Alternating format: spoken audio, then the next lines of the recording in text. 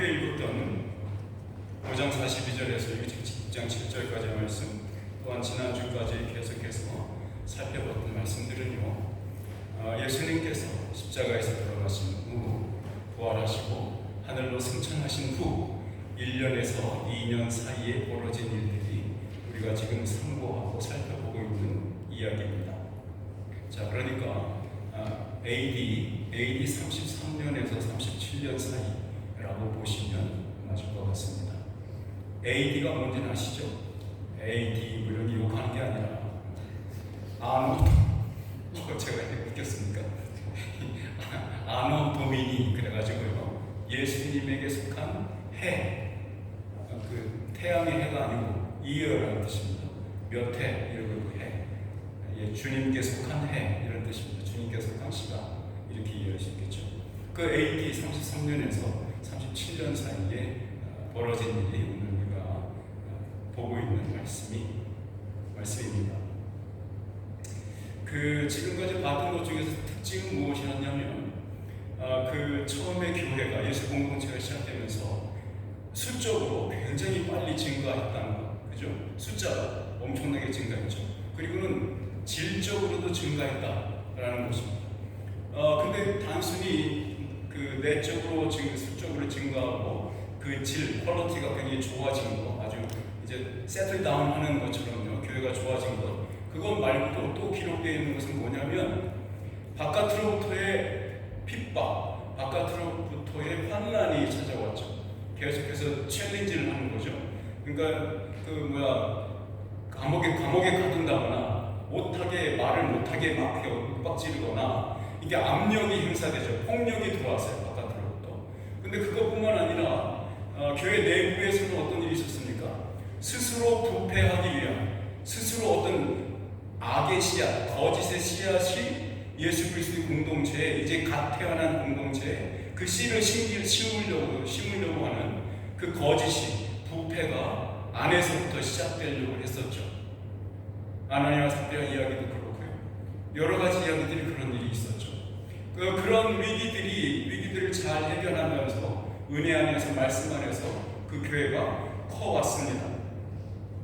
중요한 것은요, 옛 성전을 대신하는 새 성전이 지금 우리에게 확실하게 제시되고 있다, 이것을 이해하셔야 됩니다.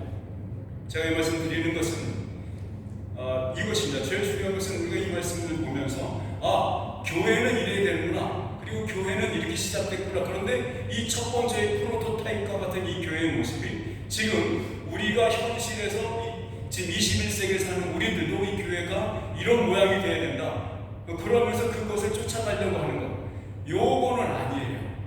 왜냐하면 오늘 보는 말씀만 해도 교회 안에서 어떤 직분이 완전히 생겼다거나, 혹은 어떤 직분이라고 말씀드렸지만 무슨 일을 맡은 임무들이 싹 구별이 되고 완전히 세분화되고 완전히 정비가 된 것처럼 이거를 가지고 오려고 하는 사람들이 있어요. 그거는 아닙니다. 그럴 수 없어요. 왜냐하면 역사 속에서 이 사도행전뿐만 아니라 이 뒤로 가면 에베소서나 디모데전서나 가다 보면 사도들에 의해서 점점 더 확실하고 클리어한 클래리티가 나오기 시작해요. 그러면서 지금 우리가 따르는 어떤 형태, 교회 형태의 모습들을 갖춰나가기 시작합니다. 오늘 말씀은 그 태도와 같아요. 아기가 딱 태어나서 하면서 팍 물어제치는 그 모습 있지 않습니까? 그 예수 공동체가 태어나서 처음으로 이제 걷기 시작하고 이제 아장아장 하는데 뭘 자꾸 일어서는 거와 같은 거야. 사람들이 뭐라 그럽니까? 어머, 우리 아기가 이제 일어섰다고. 근데 그 전에 뭐라고 합니까? 어머, 우리 아기가 누워서 자기만 하더니 뒤집었어. 아십니까? 또 뒤집은 거. 우리 젊은 친구들은 모를 수 있을 것 같은데, 뒤집은 거 갖고 부모들은 얼마나 기뻐하는지, 뒤집었다가 붙잡고 일어서면 또 얼마나 기뻐하는지, 그러다가 걸으면 난리가 나죠. 그죠? 그러다가 문자 하나 기억 따라하면 이야, 천재다 어쩌다 막. 오늘 말씀은 바로 그거예요. 이 예수 공동체, 교회의 모습이, 그리스도의 몸이 우리 안에 이 역사 속에서 시작되는 모습이에요. 그런데 거기에서 이스라엘과 예루살렘에만 계속 시작되고 모태가 시작됐어요. 태동이 됐어요. 그리고 오늘 말씀은 무엇이냐면 태동된 예루살렘과 이스라엘에서 이제 어제 그 청년들하고 얘기하면서 이제 taking off 하면서 이제 그 비행기가 이륙하는 걸 제가 예로 들었는데 아주 안 좋은 예라고 나중에 들었습니다. 그럼 쓰지 말라고 했는데 저 그거밖에 쓸 게 없네. 어쨌든 비행기가 막 활주로를 달려가다가 팍 테이킹 오프 하잖아요. 그죠? 날아 올라가 머리를 확 들고 딱 올라가잖아요. 어떻게 올라가는지는 그 양력이라나 뭐라나 잘 모르겠어요. 어쨌든 이렇게 올라가는 그 장면이 이스라엘과 예루살렘에만 머무르지 않고 이제 이방인에게로 뭐랄까요, 이게 큰 문이 열리는 것 같은 그런 모습이 바로 오늘 본 말씀이 갖고 있는 배경인 것 같아요. 자, 그것을 염두에 두시고 오늘 말씀을 읽으시면 너무너무 재밌을 거예요. 무엇을 발견하실 수 있냐면 하나님께서 역사 속에서 자신의 교회를, 몸된 교회를 어떻게 세워나가셨는가, 그 첫 장면이 오늘 우리가 함께 읽은 말씀이에요. 그러니까 당시에는요, 옛 성전을 대신할 수 있는 신학 아직 완성되지 않았어요. 교리 완성되지 않았어요. 그래서 어떤 일이 벌어졌냐면 41절, 42절 보시면 5장이죠. 그 어제 지난번에 봤던 거. 여전히 성전에서도 가르쳤고 집에서도 가르쳤다라고 써있죠. 그렇죠? 그러니까 유대교와 처음 초기 기독교가 처음에는 어느 정도 이렇게 묶여져 있는 거예요. 그러니까 유대교 바리새파 입장에서 지금 초기 예수 그리스도 공동체는 이전에 있었던 광야의 공동체들을 바라보는 시선으로 예수 공동체를 보고 있었어요. 그럼 그들은 여전히 성전에 와서 예배드리는 거나 성전 앞마당에서 설교하는 것이 다 허용됐었어요.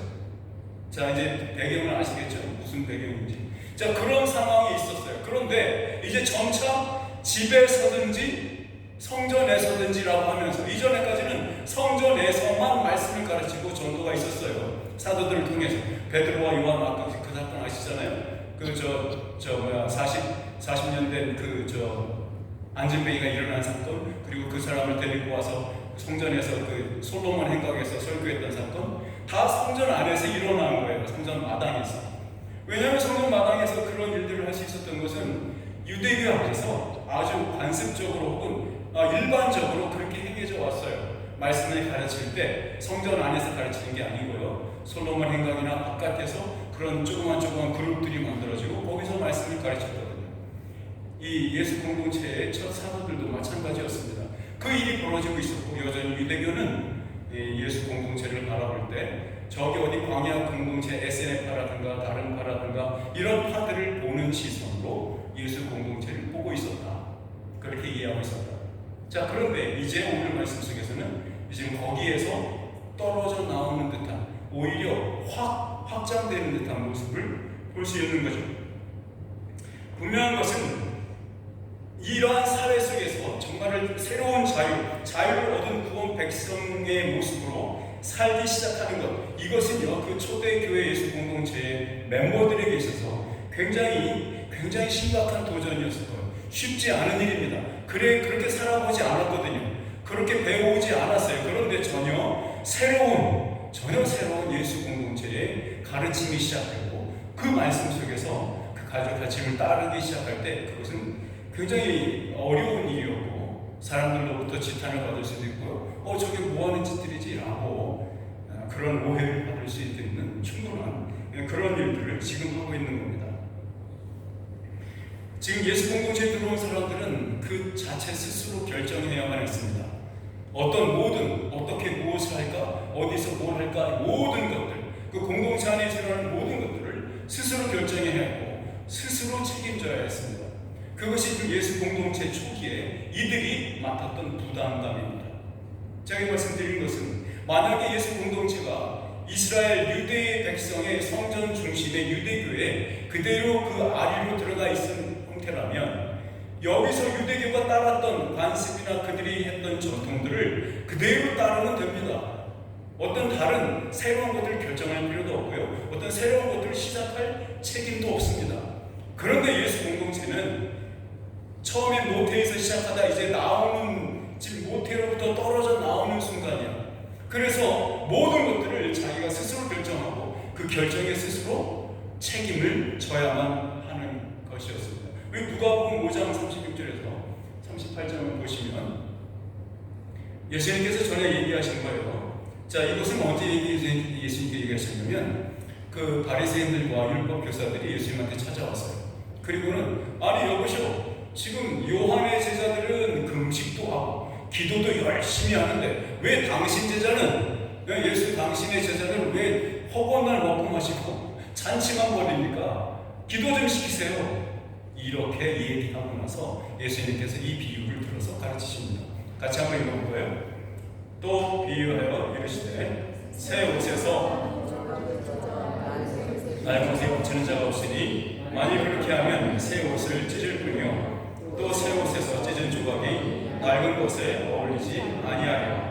새 포도주를 낡은 가죽 부대에 넣는 자가 없나니 만일 그렇게 되면 새 포도주가 부대를 터뜨려 포도주가 쏟아지고 부대도 못 쓰게 되리라. 새 포도주는 새 부대에 넣어야 할 것이니라 라고 말씀하셨어요. 맨 위에 새 옷에서 한 조각이 아니라 헌 조각입니다. 잘못 썼죠? 네, 헌 조각이에요. 예수님이 이렇게 대답합니다. 이스라엘 백성이 그토록 기다려왔던 신랑이 나다. 그 신랑이 지금 와서 이들은 혼인 잔치처럼 잔치를 즐기고 있는데 그게 뭐가 잘못됐냐라고 하는 얘기입니다. 왜 슬퍼해야 되냐? 슬퍼할 날이 올 거야. 내가 이 땅을 떠나는 그날 그들은 금식할 거야. 그때 금식하게 놔둬. 얘네들은 신랑이 와서 기뻐하는 거야 라고 말했죠. 오늘 이 말씀이 지금 실현되고 있는 본문이 우리가 읽는 바로 그 본문입니다. 하나님의 종인 메시아를 기다려온 이스라엘 백성들 중에 그 예수 공동체로 살아가는 그 구원의 세상, 그 공동체가 사는 새 세상, 옛 세상이 아니라 구원 속에 이루어진 새 세상을 어떻게 살아갔는지 그 초기의 모습을 보여주는 게 오늘 본문 말씀이에요. 우리는 2000년 전 우리 신앙의 선배들이 내렸던 결정과 선택들이 기록된 역사를 만나고 있는 겁니다. 초기 예수 공동체가 옛 성전 중심의 선민사상 혹은 배타적인 선민사상이라는 우물 속에서 바깥으로 나오는 순간처럼 이건 굉장히 중요한 하나의 전환점입니다. 터닝 포인트입니다. 이처럼 복음은 늘 우리에게 같은 것을 요구합니다. 구약시대에나 아니면 예수님과 사도들이 중요한 역할을 했던 시대에나 지금도 여전히 똑같습니다. 하나님의 말씀 앞에 우리 스스로를 드러내는 순종, 그것이 지금이나 예수님 시대 때나 구약 시대 때나 하나님은 똑같이 우리에게 요구하시는 것 단 한 가지입니다. 순종은 신약의 용어로 믿음입니다. 하나님께서 자기 백성을 이끄시는 은혜가 우리의 눈에 늘 좋아 보이거나 감격스러운 것만은 아닙니다. 하나님은 늘 우리에게 꽃길만 걸으라고 하지는 않으십니다. 오늘 우리가 얻어야 할 것은 하나님의 통치라는 렌즈를 통해서 우리의 현실 속에서 여전히 하나님께서 어떻게 일하시는가 하는 성경적인 세계관을 얻어야 합니다. 우리의 통전적인 자아가 말씀에 몰입하는 그 은혜를 얻을 때 우리의 마음이 성령님의 조명하시는 비춤을 얻는 그 은혜, 그것이 우리에게 있을 때 우리는 예수님을 만납니다. 우리는 그 말씀의 진리를 알게 됩니다. 그 은혜가 저와 여러분에게 늘 지금도 있기를 축원합니다. 아멘. 예수 공동체 사람들은요, 그 자신들에게 그동안 익숙했던 것, 자기들에게 익숙했던 옷과 같은 그것을 벗어버려야만 했습니다. 그런데 그 옛 옷은, 옛날 옷 그것은요, 자기에게 안정감을 주었던 겁니다. 만족감도 주었죠. 난 여기에 속해 있어. 그 사회에 속해 있어라는 안정감, 만족감을 줍니다.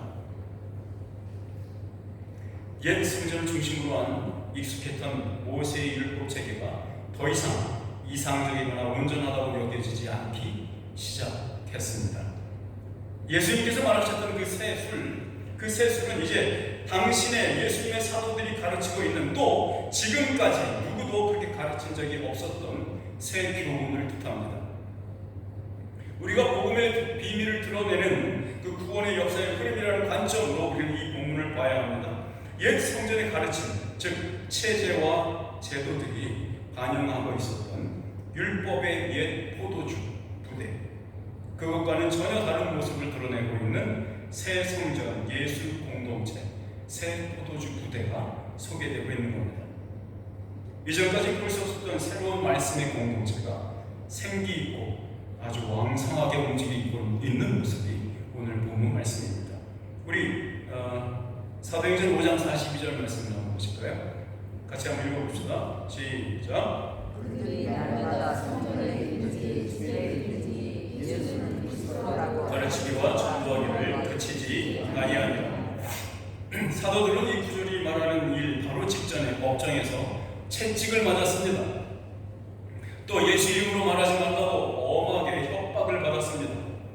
그러나 이러한 박해와 물리적인 처벌은 오히려 사도들의 기쁨을 더하게 하였고 말씀 사역에 더욱 매진하도록 하였습니다. 예수님의 고난 받으신 그 일이 지금 사도들에게서 다시 재현되는 것 같았습니다. 이렇게 이스라엘 최고 법정에서조차 사도들을 구금하여 감옥에 넣을 만한 고소거리를 찾아내지 못했어요. 그 점은 사도들로 하여금 말씀을 더욱더 힘있게 담대하게 가르치게 하는 자신감을 심어주는 일이 되어버렸죠. 예루살렘 성 안에서는 누구도 못 말리는 사람들이 된 거죠. 사도들은 성전에 있든지 또 집에 있든지 단 하나의 주제를 가르쳤습니다. 예수 그리스도입니다. 예수는 그리스도다. 이 문장은 지금 오늘날의 모든 참된 교회들, 즉 사도적 가르침을 기초로 선 예수 공동체들 안에서 여전히 외쳐지고 있습니다. 여전히 가르쳐지고 있는 믿음의 중요한 내용입니다. 요한계시록에서 표현된 하늘나라에서도 이 예배 속, 하늘나라의 예배 속에서도 여전히 동일한 내용이 선포되고 있는 겁니다. 요한계시록 내용을 한번 볼까요? 5장 13절에서 14절 성경을 한번 같이 읽어볼까요? 시작. 보좌에 앉으신 이와 어린 양에게 찬송과 존귀와 영광과 권능을 세세토록 돌릴지어다 하니 내 생물이 이르되 아멘 하고 장로들은 엎드려 경배하더라. 여러분, 우리가 지금 예수는 그리스도라라고 이렇게 외치고 공부하고 아멘하는 그 말씀은 지금 지상에 있는 이 교회에서만 하는 게 아니에요. 이 교회만, 이 지상에 있는 교회에서만 경배하는 경배의 내용이 아니란 말입니다. 천상의 교회에서도 그리고 우리가 앞으로 나아가서 몸을 벗고 그 나라에 들어가는 그 나라에서도 여전히 외쳐질 똑같은 메시지다 이 말입니다. 똑같은 복음의 내용입니다. 자, 그러니 살펴보십시오. 예배의 내용이 같다는 것은 하나의 교회라는 뜻입니다. 무엇을 믿느냐가 같다는 뜻이 한 마음이라는 얘기입니다. 그리고 어떤 가르침에 따르냐에 따라서 한 교회냐 아니냐를 나눌 수 있습니다. 그러니 역사적으로 저 구약교회나 사도교회나 지금 신약교회나 그리고 천상의 교회나 다 같이 예수는 그리스도다라고 고백하는 겁니다. 여러분과 제가 속한 교회라는 것이 바로 그런 교회입니다. 그러니 교회 생활에서 실패하고 힘들고 좌절이 있다 할지라도 그것이 하나님의 역사를 어그러뜨리게 하거나 하나님의 역사를 파멸시키지 못합니다. 거꾸로 말해서 여러분들의 믿음 신앙 생활의 승패, 성패는 여러분에게 달려있는 게 아니다 이 말입니다. 하나님의 역사에, 하나님의 손에, 그리고 이미 그것은 보장되어 있는 것이라는 걸 믿으시기 바랍니다. 성령님이 이렇게 사도들의 선포를 통해서 주님의 몸인 교회를 더욱더 확장시켜 나갔습니다. 우리 본문 6장 1절 상반절만 한번 같이 한번 읽어봅시다. 시작. 그때의 제자가 더 많아졌는데, 당시 제자가 더 많아졌다는 얘기는요, 예루살렘 거주민의 대부분이 예수 공동체에 들어왔다는 얘기입니다. 렌스키라는 학자는 당시의 예루살렘 인구를 얼마로 보냐면 3만에서 3만 5천까지를 봅니다. 예루살렘 성, 예루살렘 주변에 사는 사람들의 인구. 그런데 여러분, 우리가 사도행전을 찾아와 계속 보셨듯이 한 방에 3천 명이 회개했죠. 또 다른 한 방에 5,000명이 회개를 했습니다. 남자만 센 숫자죠.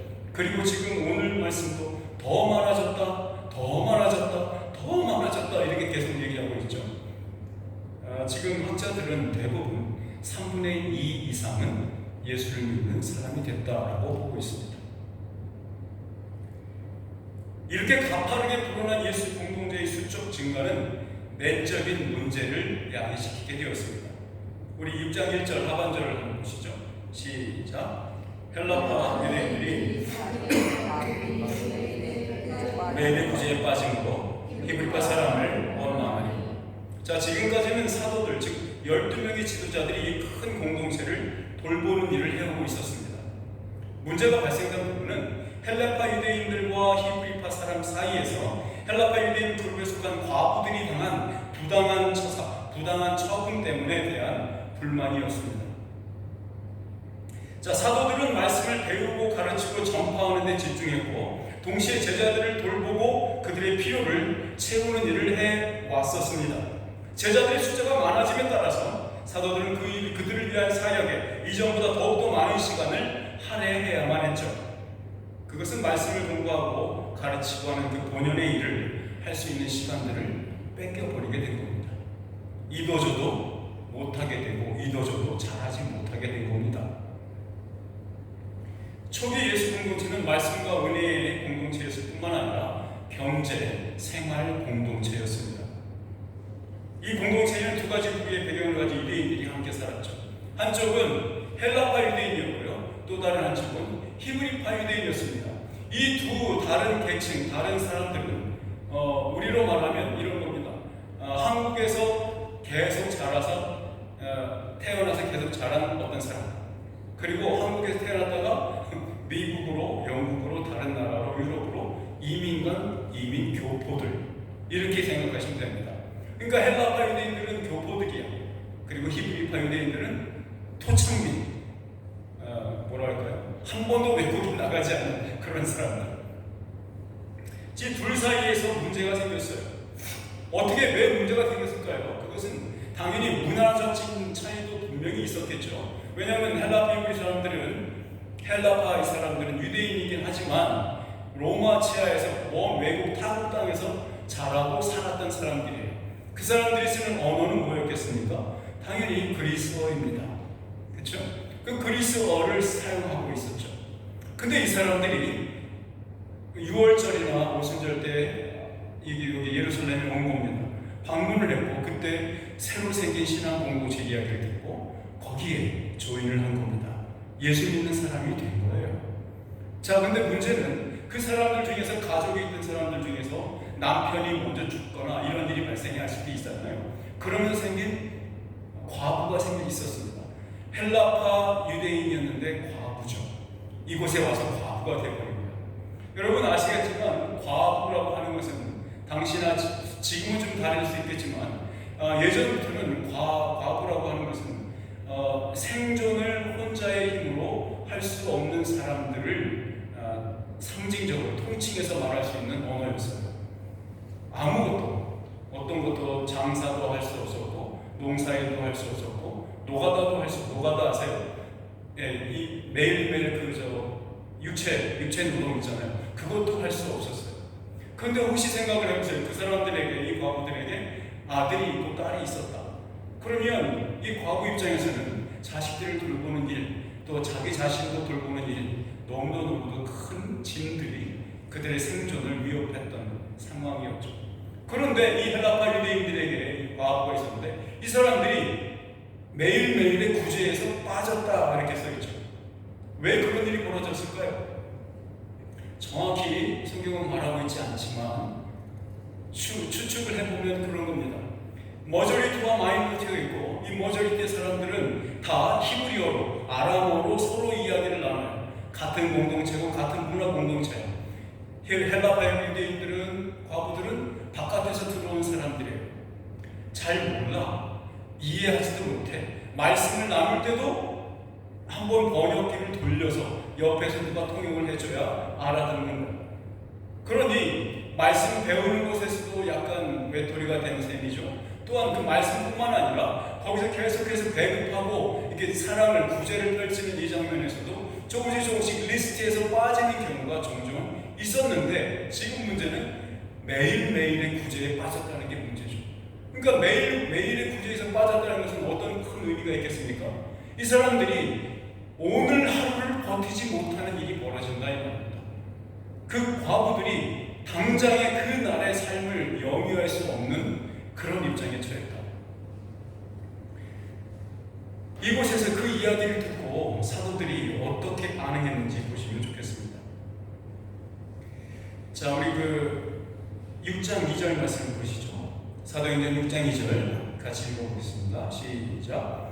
12사도가 모든 제자를 불러 이르되 우리가 하나님의 말씀을 제쳐놓고 접대를 일삼는 것이 마땅하지 아니하니. 자, 사도들이 절대적으로 도움이 필요한 이 과부들에게 더 이상 관심을 두지 않겠다고 결정한 것이 아니에요. 사도들은 자신들이 할 수 있는 일이 두 가지 일을 동시에 할 수 없다고 얘기하는 거예요. 그러니까 이 두 가지 일이 차별이 있다는 얘기가 아니에요. 어떤 게 중요하고 어떤 게 덜 중요하다 이게 아니고, 자신들이 해야만 마땅히 먼저 해야 하는 프라이어리티죠. 우선순위가 말씀을 가르치고 전도하고 이 일인데, 지금 성도들을 돌보는 일 때문에 시간을 많이 뺏기고 그걸로 인해서 말씀도 못 보죠, 공부도 못 하죠, 또 구제도 잘 못 하죠. 빵꾸가 난 거야. 그러니까 지금 사도들은 이 상황 속에서 엄청나게 부담을 느낀 거야. 그러면서 이것을 정말 내가 두 가지를 다 못한다, 이거를 같이 한다는 건 너무도 나에게, 우리 모두에게 손해다라고 얘기하는 겁니다. 그럼 여기서 사도들은 말씀 연구를 어떻게 했을까요? 초기의 사도들, 예수님의 12제자를 말하는 겁니다. 이 12제자들이 말씀 연구를 어떻게 했을까요? 이런 생각은 안 해보셨죠? 제가 대신 해드릴게요. 첫 번째로는 이분들에게 있어서 제일 중요한 말씀은 본인들이 예수 그리스도와 함께 예수님의 사역 속에서 함께 있었을 때 듣고 본 바입니다. 그런데 중요한 것은, 여러분, 이 사도들이 함께 모인 것이 얼마나 중요한 거냐면 말씀 연구에 있어서 베드로를 예를 들어봅시다. 베드로가 예수님에게 직접 들은 얘기, 그 사건을 이렇게 한 가지 이야기를 했다 칩시다. 그런데 옆에 있던 요한이, 저 옆에 있던 야고보가, 저 옆에 있던 마태가 그 얘기하실 때 예수님께서 이 얘기도 하셨는데, 아니 그 얘기할 때 예수님께서 이런 상황에서 이런 걸 더 붙여서 얘기하셨어. 베드로가 당신 얘기한 거 맞는데 요건 빠진 것 같아. 이러면서 서로 목격자이기 때문에 서로 크로스 체킹이 가능합니다. 그래서 예수님께서 하신 일과 말씀들이 굉장히 굳건해집니다. 무슨 말씀했는지, 어떤 상황이었는지 지식이 굉장히 온전해지는 거예요. 예수님에 대한 지식이 크로스 체킹이 가능합니다. 그러니까 그룹 토익, 이것이 예수님 제자들이 공부했던 방법의 첫 번째입니다. 두 번째는, 제가 제자였다면, 예수님의 제자였다면 저는 무엇을 공부했을까 돌아보면 반드시 예수님께서 언급했던, 인용했던 구약 성경의 구절들, 그 구절들을 갖고 와서 스크롤을 구해서 갖고 와서 다시 읽어보고 했을 겁니다. 제가 이렇게 말씀드리는 이유는, 베드로 사도도 지금 지난번까지 네 번째에 걸친 설교 속에서 구약을 엄청나게 인용했죠. 그렇죠? 그 인용한 구절들을 그냥 가만히 공부를 안 하고 있었는데 성령님께서 와가지고 공부한 적도 없는 걸 막 말하게 하셨다. 이것보다는 그것을 공부하게 하셔서 그 말씀이 무슨 의미인지 분명하게 드러내는 그 도움을 주셨다라고 보는 것이 더 정확하겠죠. 자, 세 번째 가장 중요한 말씀 공부의 방법, 그것은 성령님이 가르쳐 주시는, 성령님이 그 마음에 비춰주시는, 조명하시는 빛을 통해서 말씀을, 사도적 권위의 말씀을 갖게 되는 것입니다. 어쨌거나 사도들은 이러한 성경 말씀 공부를 계속해 왔었는데 너무도 분주해졌어요. 바빠졌어요. 자기가 마땅히 해야 할 공부를 제쳐놓고 이 일을 하는 게 너무도 좋지 않다라고 얘기하고 있는 거예요.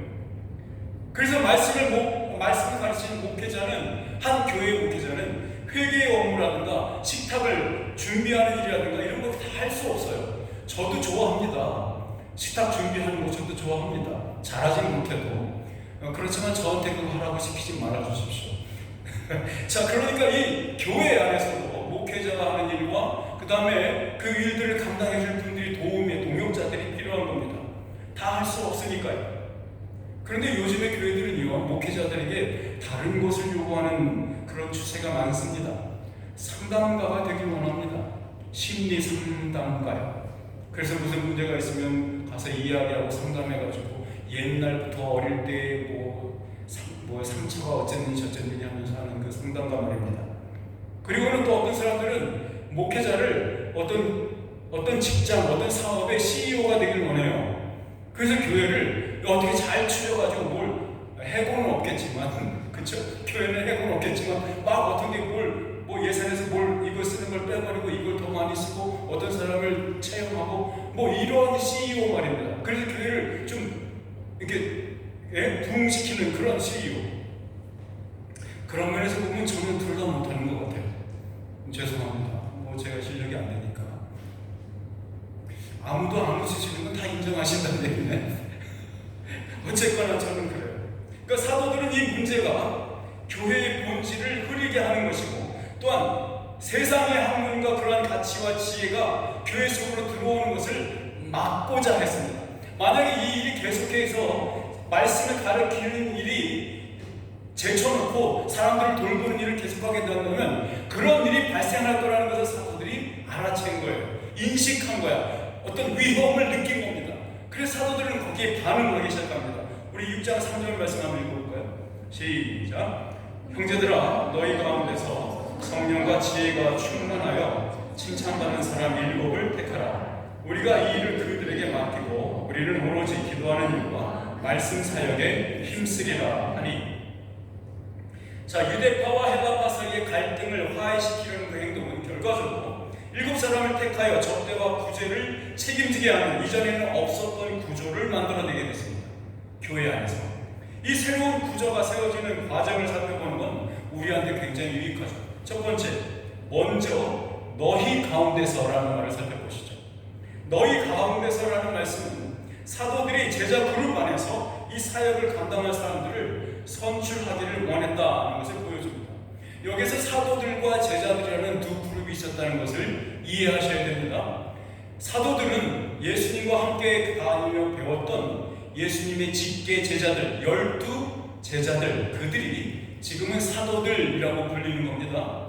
그리고 이 사도들을 통해서 배우는 자들, 수업을 듣는 사람들, 그 무리, 예수 공동체의 무리 전체를 제자라고 부르는 겁니다. 자, 그러니까 이 새로운 구조가 어떻게 생겼는가? 첫 번째는 너희 가운데서 뽑으라 했어요. 제자들 안에서 뽑으라 하는 거야. 지도자를 선출할 때 제자들 안에서 뽑아라. 이것이 사도들이 냈던 묘안입니다. 분명히 제비를 뽑는 형태로는 보기 어려워요. 왜냐하면 제비라는 건, 여러분 제비 뽑기는 뭔지 아십니까? 만약에 사도들 전부를 대상으로 한, 제자들 전체를 대상으로 해서 제비를 뽑았다면 한 3박 4일은 걸렸을 것 같아요. 왜냐하면 예를 들어서 지금 10,000명이라고 생각해보세요. 제자들 그룹이 10,000명이야. 지금 반으로 깎아서 10,000명, 10,000이야. 그럼 그 사람들 중에서 7명을 택하라고 했거든요. 그러면 몇 명을 몇 번을 이 도자기를, 이거 옛날에 어떻게 했냐면 호리병 같은 거 있잖아요. 그죠? 병. 그럼 병에다가 옆에다 글을 써, 이름을 쓰는 거야. 김씨, 박씨, 김씨, 이씨, 누구 뭐 이렇게 쭉 써요. 그래가지고 병 확 깨트려서 남은 막 파삭해서 깨져버리잖아요. 그럼 조각 중에서 이름이 온전히 남은 사람들이 그게 뽑히는 사람들이야. 그 요나도 그렇게 해서 뽑힌 거 아십니까?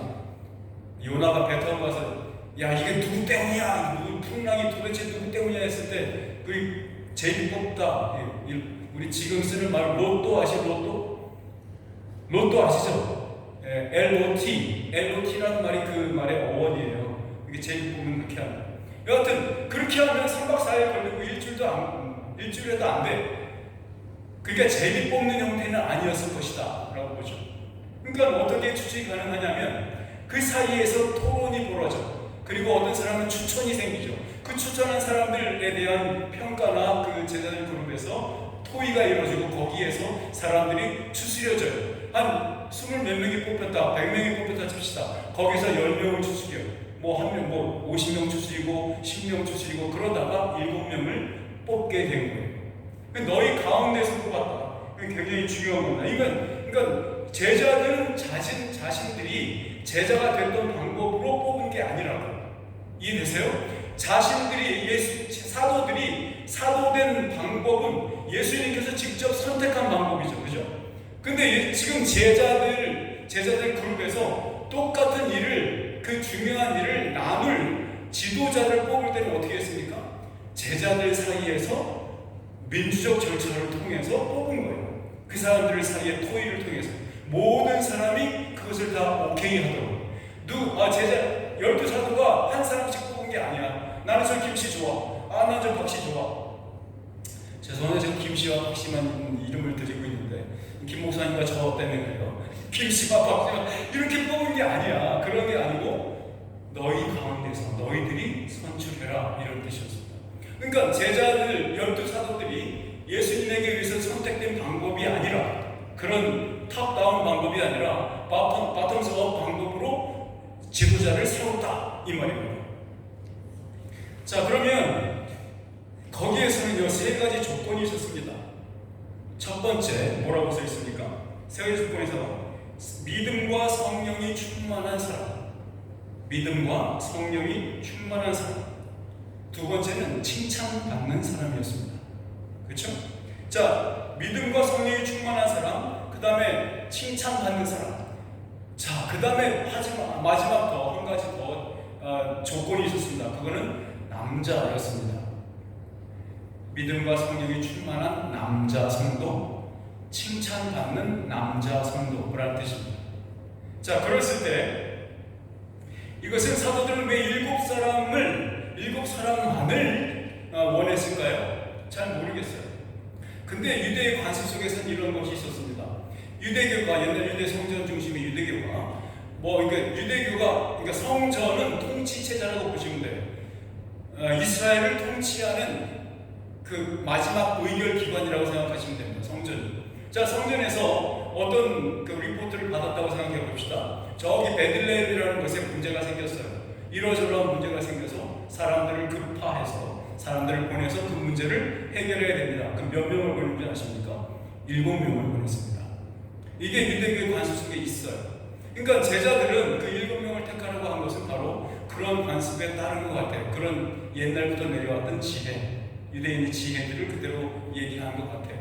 물론 어떤 분들은 7이라는 숫자가 완전수기 때문에 제자들이 그렇게 했다라고 보는 분들도 있지만, 제 생각에는 이미 계속해서 해오고 있었던 방법대로 사용을 했던 것 같다라고 볼 수 있어요. 자, 유대인의 전통 면에서 생각해 볼 게 있는데 뭐냐면요, 구약에서 오늘 본문과 비슷하게도 광야계의 공동체를 관리하는 운영의 묘를 제시했던 이드로라는 사람이 있었습니다. 여러분 이드로 아세요? 모세의 장인아버지입니다. 장인아버지. 네. 근데 그 사람은 그 미디안 지역에 살았던 양치는 사람이었죠. 목동이었죠. 또 제사장이었습니다. 그러니까 하나님을 믿는, 하나님을 섬기는 제사장이 아니고 이방신을 섬기는 제사장이었다고 볼 수 있어요. 근데 그 사람이 모세가 이스라엘 백성들을 출애굽시켜서 광야로 나왔다는 소식을 듣고 사위를 만나러 오는 거야. 사위를 만나러 오면서 그 모세의 와이프하고 아이들을 데리고 온 거죠. 그러니까 봤더니 모세가 너무 그 일에 치여서 죽게 생긴 거야. 힘이 너무 많이 들어. 모세가 너무너무 힘들었어. 이것도 재판해드려야 지, 저것도 봐줘야지. 너무도 일이 많았어. 그래서 너무 힘들어가니까 이드로가 제안을 합니다. 이러지 말고 사람들을 10명부터 나눠. 10명, 50명, 100명, 1000명 이렇게 단위로 나눠서 그때마다 지도자를 세워. 그래서 그 지도자로 하여금 아주 작은 일들은 그 지도자로 해결하게 하고, 너무 큰 일들은 모세, 네가 직접 재판하면 되잖아 라고 알려줬죠. 자, 보십시오. 이 구약 이스라엘에서 모세에게 이러한 아이디어를 준 것과 지금 사도들의 교회에서 이 교회에서 우리가 지금 읽은 본문 말씀에 나타난 지혜, 교회를 다스리는 지혜 어떻습니까? 비슷해 보입니까? 비슷하지 않습니다. 전혀. 어떤 게 다르냐면 구약 이스라엘의 이드로를 통해서 보여준 그 이야기는요, 사람들을 통제하는 데 중심이 있어요. 관리, 체계를 의미합니다.